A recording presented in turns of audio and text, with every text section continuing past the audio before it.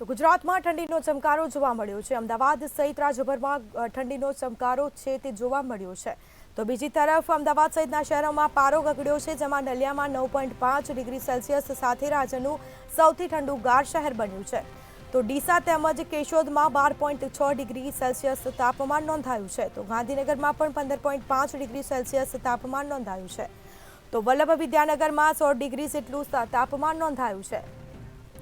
વધુ વિગતો સાથે સંવાદદાતા સરફરાઝ નાગોરી ફોનલાઈન પર જોડાઈ ગયા છે। જી, ગુજરાતમાં ઠંડીનો ચમકારો જોવા મળ્યો છે, આગામી દિવસોમાં ઠંડી વધુ પડશે, શું માહિતી?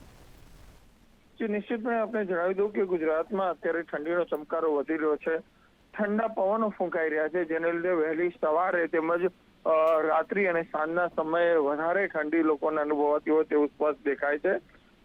અત્યારે આજના હવામાન તાપમાનની વાત કરીએ તો સૌથી નીચું તાપમાન એ કચ્છના નલિયા ખાતે નોંધાયું છે, જ્યાં 9.5 ડિગ્રી સેલ્સિયસ તાપમાન રહ્યું છે।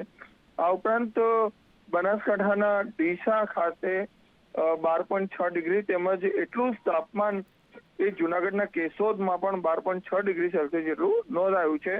આ ઉપરાંત ગાંધીનગરની વાત કરીએ તો 15.5 ડિગ્રી સેલ્સિયસ, જ્યારે અમદાવાદમાં પણ 16.5 ડિગ્રી સેલ્સિયસ જેટલું તાપમાન છે। ઓવરઓલ જોવા જઈએ તો અત્યારે ગુજરાતની અંદર છેલ્લા 4-5 દિવસોથી ઠંડીનું પ્રમાણ વધ્યું છે અને હવામાન વિભાગની આગાહીની વાત કરીએ તો હજુ 2-3 દિવસ સુધી આ જ પ્રકારનો માહોલ રહે અને આ જ પ્રકારે ઠંડીનો ચમકારો જોવા મળે તેવી પૂરેપૂરી સંભાવના છે। જી, તમામ જાણકારી આપવા બદલ આપનો આભાર। તો ગુજરાતમાં ઠંડીનો ચમકારો જોવા મળ્યો છે, અમદાવાદ સહિતના શહેરોમાં પારો ગગડ્યો છે અને જેના કારણે ઠંડીમાં વધારો થઈ શકે છે। તો બીજી તરફ નલિયામાં 9.5 ડિગ્રી સેલ્સિયસ સાથે રાજ્યનું સૌથી ઠંડુગાર શહેર બન્યું છે।